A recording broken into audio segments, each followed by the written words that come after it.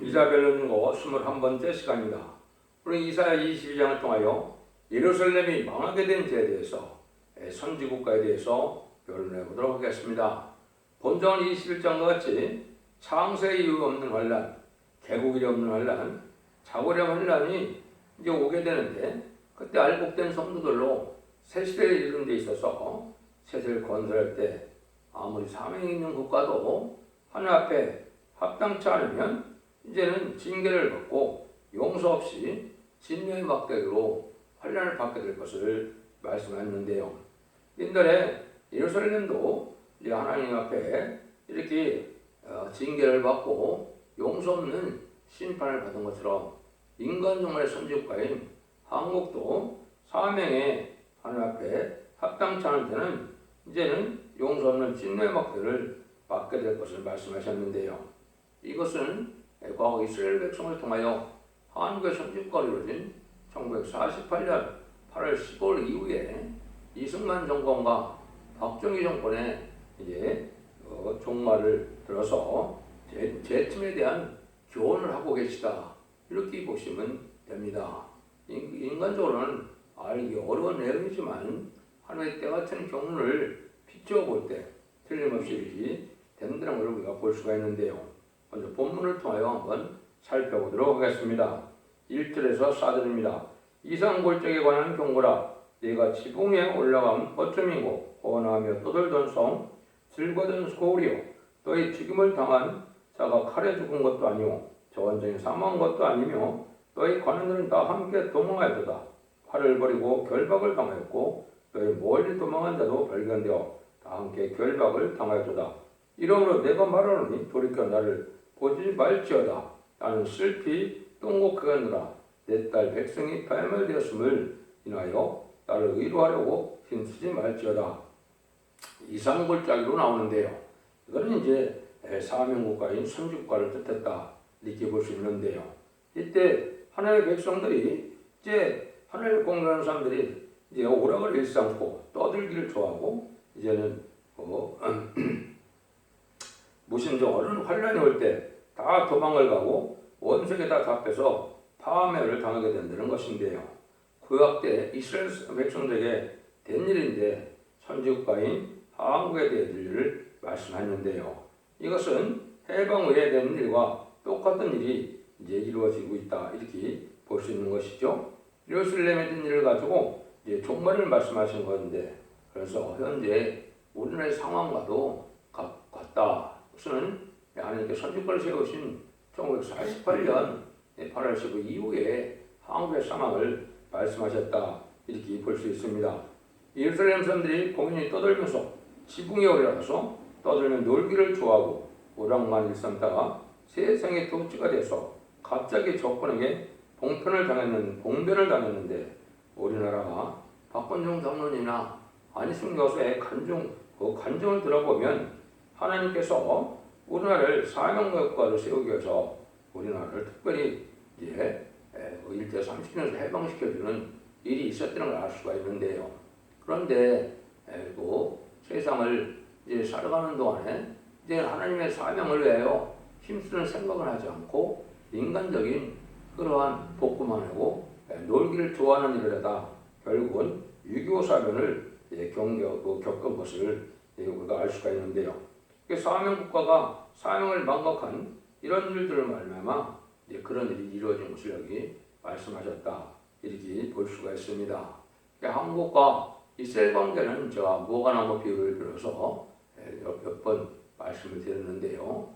이것은 이제 선지국가의 사명은 한국으로 넘어왔다는 것이 시편 118편 22절 23절에 보면 건축자의 머릿돌이 모퉁이 뜰의 머릿돌이 되었나니, 그런 말씀을 했던 것을 예수님이 마태복음 21장 40절 이하에 보면 그걸 설명을 하셨죠. 그래서 이스라엘 백성들이 그 나라를 빼앗기고 열매 있는 백성이 심판주의 역사를 할 것을 얘기한 거거든요. 그러니까 재림주의 역사를 이제 한국에서 학교에서 사명국가를 세웠는데, 이제 여러분이 아시는 것처럼 이제 부패되고 사회사역을 하다가 결국은 이제 6.25 동란을 겪어서 어려운 중에 빠졌던 것을 우리가 기억할 수가 있었는데요. 이거를 이제 우리가 교훈삼아야 될 내용인데요. 좀 더 자세히 살펴본다면 22장 5절입니다.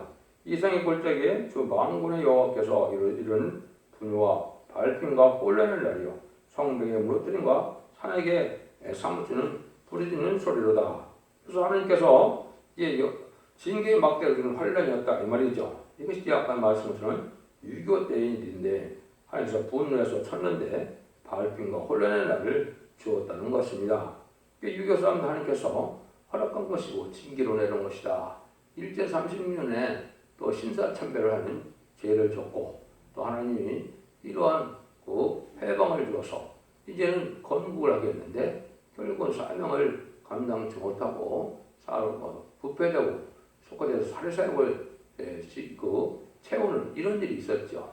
이런 것이 종합적으로 이제 하나님이 깨우침을 주기 위해서 징계로 내놓은 것이 유교 환란이다. 이렇게 이제 보시면 바로 하나님의 섭리가 맞다 이렇게 볼 수 있는데요. 6절 7절입니다. 엘람 사람은 전통을 줬고 병거 단자와 마병이 함께하였고 기르 사람은 방패를 들어서 내었으니 병거는 너의 아름다운 골짜기에 가득하였고 마병은 성내에 정렬되었소다. 환란이 나서 적병이 아름다운 골짜기 가득하게 되었다 이 말이죠. 그래서 엘람은 이제 북한을 뜻했고 기르 사람은 중국을 뜻했는데요. 인간 방패를 삼아서 우리나라에 공산군이 꽉 차게 되었던 일이 있었죠. 이때 아름다운 한양거리도 공산당이 다 점령해서 꽉 찬 시절이 있었죠. 이걸 이제 묘사했다 이렇게 보시면 됩니다. 8절입니다. 그 유다에 덮였던 것을 벗기매 이 나라야 내가 숯불 곳간의 병기를 바라보았고 그러나 하나님께서는 그들을 불쌍히 보고 환란을 벗겨주게 됐는데 유엔 참전 16개국을 통하여 전쟁이 끝나게 되었죠. 이후로 이제 우리나라가 군대를 양성하는 등들이 조금씩 자리를 잡게 되었다. 사변에 정신 차리고 군대를 갖추고 무기를 준비하게 되는 것입니다. 그래서 6.25가 한국에는 또 하나님께서 말할 수 없는 고통이었지만 하나님께서 우리나라를 깨우쳐서 나라에 깃들지 않는 계기를 삼으셨다. 이것도 사실이거든요. 그래서 우리나라가 이제 그때부터 이제 이래서는 안 되겠다. 무기도 갖추고 군대도 갖추고 경제도 재건해야 되겠다. 이런 것을 뼈저리게 느끼게 됐죠. 그런 일이 있을 것을 얘기했다. 이렇게 볼 수 있는 것이죠. 이 상황이 이제 다니엘서 11장 30절에서는 이는 기뜸이들이 이러 그를 칠 것이라 그가 낙심하고 돌아가며 거룩한 언약을 하라고 임을 행하며 돌아가서는 거룩한 언약을 배반하는 자를 중히 여길 것이며 기뜸의 배들이 이제 친다. 이제 인천 유엔 상륙 작전을 뜻했다 이렇게 볼 수 있죠. 그래서 우리나라 한국이 이 작은 나라가 그래도 공산화되지 않고 보존될 수 있던 것은 이제 많은 성대 기도 응답이나 이것을 우리가 볼 수가 있고 여러분들이 또 간증을 통해서 알아보다면 빌리그램 목사가 그런 간증을 했죠. 그 트루먼 대통령인가요? 그분에게 한국에 전쟁이 난 것을 그냥 두면 거기에 하나님의 백성이 30만에서 50만이 있는데 그 하나님의 백성을 그냥 둔다면 그 미국도 가만히 있지 않거나 하나님께서 이제 징계를 하실 거라는 걸 말씀하니까 그게 이제 두려워서 급히 이제 유엔 참전을 하게 되었다 이렇게 이걸 간증을 하는데 그런 일들이 사실 이제 하나님께서 우리를 도와줬다 이렇게 볼 수 있는 거죠. 9절에서 10절입니다. 너희가 다들 성에 무너진 곳도 많은 것도 보며 너희 아래 목숨을도 보으며 또 예루살렘의 가옥을 계수하며 그 가옥을 헐어 성벽을 경고케 하며 그런데 한번 막대기를 맞고 날 때 파괴된 것을 다시 수축하고 복구하는 일을 했다는 것을 뜻하는데요. 비교적 이제 우리가 미국의 도움을 받아서 빠르게 복구되었던 것도 또한 사실이죠.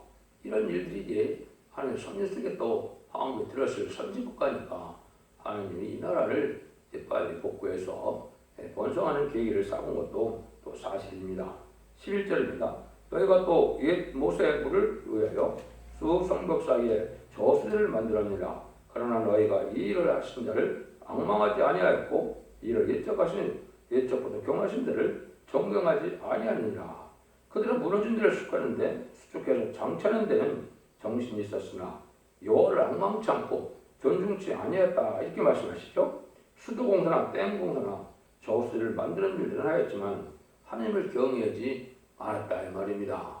배후에서 하나님은 섭리스에게 한 걸 사랑하는 마음으로 이렇게 복구를 시킬 수 있도록 하셨는데 하나님 앞에 감사하는 마음으로 하나님을 두려워하는 마음을 가지고 있는 자들이 한국엔 적었다 이 말입니다. 이것이 사실이죠. 이런 식으로 이제 하나님이 깨닫게 하는 때가 또 오겠죠. 12절 13절입니다. 그날에 주 만군의 여호와께서 용하사 통곡하며 애호하며 머리털을 뜯으며 굵은 배를 따라 뛰라 하셨거든. 너희가 기뻐하며 소를 잡고 양을 죽여 고기를 먹고 포도주를 마시며 대일 둘이 먹고 마시자 하도다. 하나님께서 원하는 것은 이제 절시 애통하고 회개해서 징계를 주었으니까 오히려 하나님의 섭리를 깨닫고 감사하는 마음으로 하나님의 뜻을 생각해야 되는데 어떻게 되는 거야? 오늘 먹고 내일 죽으리라 이래 갖고 이제 조금 한숨을 돌리고 나니까 노세 젊어서 노세 뭐 이런 일을 많이 했죠 사실. 그리고 어떻게 했어요? 정치 지도자나 정부 지도자나 이 종교 지도자는 그때 당시 미국의 그 물품을 정직하고 공평하게 나눠진 게 아니고 솔직히 사리사욕을 취하고 이런 일이 있었죠. 이런 일들이 하나님이 다 관찰하신 거죠. 그러니까 하나님께서는 이걸 또 죄를 짓는 것을 위해 보았고 또 그 이후로 또 용공 협상을 하고 속과 타락이 되고 세상 향락을 지키고 땅에 소망을 두는 이런 죄를 이제 또 많이 지어온 것도 사실입니다. 경제는 조금 틀을 잡아가면서 발전을 했지만은 신앙적으로는 하나님을 섬기는 민족에 되질 못했죠. 이런 것도 사실이죠. 이것이 이제 하나님 앞에 합당치 않은 것이 돼서 뭐라 그랬습니까? 14절에 만군의 여호와께서 친히 내기에 들려가라사대 진실로 이 죄악은 너희 죽기까지 속하지 못하게 하셨느니라. 주 만군의 여호와였습니다. 이런 하나님께서 또 죄악을 많이 싸서 하나님의 진노를 받을 수밖에 없게 되었다. 이 말이거든요. 이것이 이제 심판의 환란을 받을 수밖에 없는 때가 또 오고 있다. 이렇게 볼 수 있는 겁니다. 그러니까 이런 것을 이제 우리가 살펴본다면 어떻게 생각할 수 있습니까? 유교가 아주 부패한 정권이 되는 것이 많이 있었는데 그런 일들이 옛날에 신세참배로 해서 징계를 받았는데도 용공 협상을 하고 친북, 종북 사성으로 또 속화되고 타락되고 또 종교적으로는 이제 다 WCC나 WE를 받아들여서 파원을 수용하는 일을 또 했거든요. 이런 제약들이 많은 하늘 앞에 진노를 쌓고 있다. 이렇게 볼 수 있는 겁니다. 또 이제 뭐합니까? 하나님의 참된 종들에 가서 죽지 않고 세시다가고 죽지 않고 별성천하는 이런 예언서를 전하는데 이런 복음을 또 받아들이지 않고 멸시하는 일이 있고 또 지금도 보면 뭐예요? 간음도 죄가 아니다. 납태도 죄가 아니다. 또 동성애를 조장하는 일들 이런 것이 많이 있죠. 또 모든 그 베스크분의 것이 속화되고 타락되고 음란화되고 있는 사실을 우리가 알 수 있고 이제는 반기독교적인 사회를 만드는 것이 이 음녀 정권과 음녀 교권들의 이 부패된 그 상태거든요. 이래서 이제 하나님께서 또 이제 하나님의 심판의 박대를 받을 수밖에 없다. 진노의 박대를 받을 수밖에 없는 때가 온 것이 지금이다. 지금 그 현재 정권이 얼마나 많은 제약을 저지르고 있습니까? 이거 하나님 앞에는 합당치 않은 일이다. 그래서 이런 일들이 이제 선지관의 한국에 소비에서 말씀드린 것처럼 이제 예수님도 마태복음 24장 21절에 개복이라는 환란이 온다고 그랬고 다니엘 선지도 이제 12장 1절에 보면 개구리라는 환란이 온다고 얘기했죠. 요엘 선지도 이제는 1장과 2장에 또 요엘서 2장 1절 2절에 보면 자고이라는 환란이 온다 이렇게 얘기했거든요. 이것이 이제 많은 제약으로 말미암아 심판의 환란이 올 수밖에 없고 이제는 알과 촉증을 가르는 이런 타당마당과 같은 때가 온다고 21장에서 말씀드렸죠. 그런 일을 이제 받을 수밖에 없는 때가 왔다 이렇게 이제 볼 수가 있는 겁니다. 이것이 이제 어떻게 해서 이렇게까지 되느냐? 이것이 이제 이승만 정권과 박정희 정권을 하나님이 세운 정권인데 이 자리 하나님 앞에 합당치 못하게 살도록 징계를 받았다는 사실을 알 수 있는 걸 말씀하시죠. 15절 16절입니다. 주 만군의 여호와께서 가라사대 너는 가서 북굴을 막고 궁을 차지한 샘내를 보고 이르기를 네가 여기에 무슨 강구가 있느냐? 네가 여기 누가 있기에 여기서 너를 위하여 무엇을 팔느냐? 높은 곳에 자기로 하여 묘시를 받고 반석에 자기로 하여 저것을 좋아하였도다. 이것은 하나님의 공경하는 사람들인데 하나님의 국고를 맡은 자들이 사리사욕을 취했던 것을 말씀하시는데요. 그때 정치인들이 많은 구호공과 보물들을 빼돌리고 국가 국민을 의하지 않고 자기의 사리사욕을 취했던 것도 사실인 거거든요. 그때 당시 바위를 뚫고 부동을 만드는 것은 아주 부자만 가능한 일인데 그와 같이 개인을 하여 국고를 낭비했다는 것입니다. 실질적으로는 바위를 뚫어서 무덤을 만든 건 아니죠. 이거는 이제 이스라엘 백성들이 부자들은 바위를 통해 이제 그러한 무덤을 만드는 일인데 이스라엘 백성들이 했었죠. 그걸 빗대서 이제 한국도 이 사리사욕을 해서 자기 이익으로 해서 자기 가족이나 개인으로 해서 이런 일을 많이 했다. 이렇게 이제 보시면 됩니다. 이것들이 이제 합당하지 않은 일이다. 이게 이제 건국 이제 돼서 일공화국 때 이런 일을 했다고 이렇게 볼 수가 있는 겁니다. 17절 19절입니다. 나 여호와가 너를 단단히 속박하고 장사같이 맹렬히 던지며 정령이 너를 말아 사서 곰같이 광막한 지경에 던질 것이라. 주인의 집에 수치를 끼치는 너여 내가 그곳에서 죽겠고 내 영광에서도 거기 있으리라. 내가 너를 관직에서 쫓아내며 네 뒤에서 낮추고. 그래서 하나님께서는 이제 징계를 하게 되는데 곰같이 올려 쫓겨가게 됐다 이 말이죠. 또 거기서 죽게 되고 관직에서 쫓겨나는 일이 있었는데 이거는 이제 사명국가를 세워진 나라가 사명에 충성하지 않고 그냥 부패되고 속화된 일을 해서 사리사욕을 하는 부패된 정권이 되니까 이승만 정권을 이제 여기 하나님께서 또 징계를 했다 이 말입니다. 여기대로 이승만 박사는 하와이로 쫓겨나고 또 여기 영국에서도 거기 있다 한 것처럼 부인도 거기서 이제 부인을 만나게 됐죠. 프란체스카 여사가 오스트리아 여인인데 그래서 부인하고 결혼하는 일이 있었죠. 그래서 여러분이 아시는 것처럼 이제 이기붕도 집에서 몰살을 당하는 일이 있었고 이제 이런 일들에서 이승만 정권의 몰락을 가져온 일이 있었죠. 그래서 이제 부패돼서 하나님이 또 이승만 정권을 이제 응징했다 이렇게 볼 수 있는 겁니다. 이것이 하나님의 섭리 속에 이제 끓이고 나서 다시 이제 우리가 박정희 정권이 세워지는 것을 우리가 볼 수가 있는데 그것도 하나님께서 개입하신 거다. 20절 21절입니다. 그러나 내가 hil기 아들 내 종 엘리야겜을 불러 내 옷을 그에게 입히며 내 띠를 그에게 띄워 힘있게 하고 내 정권을 그 손에 받기리니 그가 예루살렘과 거민과 유대 집에 합의가 될 것이며. 그래서 정권을 다른 사람에게 맡겼는데 그 사람이 바로 이제 박정희 정권이다 이렇게 볼 수 있는 것이죠. 그래서 그런 일들이 이제 그래서 경제를 제거하고 하는 이러한 경제 독재라 이렇게 얘기한 것처럼 개발 독재다 이런 말씀하는 것처럼 절대적인 권력을 가지고 경제를 개발시키는 거고 또 국민을 안정시키는 것도 사실이지만은 그때 또 뭘들 만들어냈어요.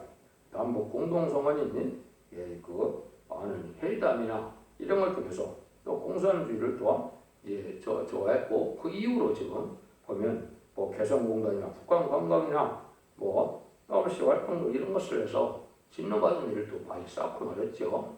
이것은 이제 거의 그럴 때부터 이런 일이 있었지만은 지금 이후로 근대사에 보면 한국 이런 일을 또 한 것도 사실이고 하나님 싫어하는 무슬림의 공산 정권을 또 친중 정권, 친북 정권들이 많이 들어서는 일이 보여지죠. 이것이 이제 현재로 본다면 노무현 김대중 정권, 노무현 정권, 문재인 정권이 많이 그랬죠. 이것은 이제 박정희 정권들 얘기하면서도 그 이후로 이제 우리가 제기를 쌓게 되는 것을 보여줬다 이렇게 볼 수가 있는데요. 22절에서는 내가 또 다른 집에 열쇠를 그에게 두리니 그가 열면 틀을 잡았고 닫으면 열 자가 없으리라. 이거는 이제 하나님께서 박정희에게 큰 고난을 줬다 이 말이거든요. 그래서 이제 독재 정권이라고 부른다 그랬는데 이래서 이제 강력한 정권이 들어서 경제 개발을 어쨌든 기초를 잡고 중공업을 발전시키고 이런 것도 사실이죠. 이런 일을 하긴 했어요. 긍정적으로는 참 한국에 대해서 한민족에 대한 긍정적 일을 많이 했죠. 그렇지만 이제 늘상 하나님을 섬기는 일은 소홀히 했던 것도 또 사실이다. 이래서 이제 절대 권력을 했겠지만은 이제는 하나님께서 또 잘못된 것이 있으니까 하나님의 섭리하에 또 그 정권의 몰락을 가져오는 과정, 종말을 또 이제 여기 설명했다. 이렇게 볼 수 있는 겁니다. 23절, 25절입니다. 무엇이 단단한 곳에 박힌 같이 그를 경고케 하리니 그가 그 아비 집의 영광의 보좌가 될 것이요 그 아비 집의 모든 영광이 그에 걸리리니 그 후손과 족속되는 각 작은 그릇 곧 종자부터 항아리까지 하나씩까지리라. 만군의 여호와께서 가라사대 그날에 단단한 곳에 박혔던 못이 사그리니 그 못이 부러짐으로 그 위에 걸린 물건이 파쇄되리라 하셨다. 여호와의 말이니라.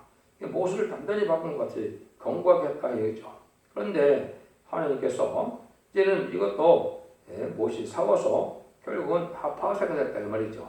벼랑간에 이제 79년 10월 26일 날 박정희 정권이 몰락을 가져왔죠. 그걸 우리가 여기 묘사를 했었다 이렇게 볼 수가 있는 겁니다.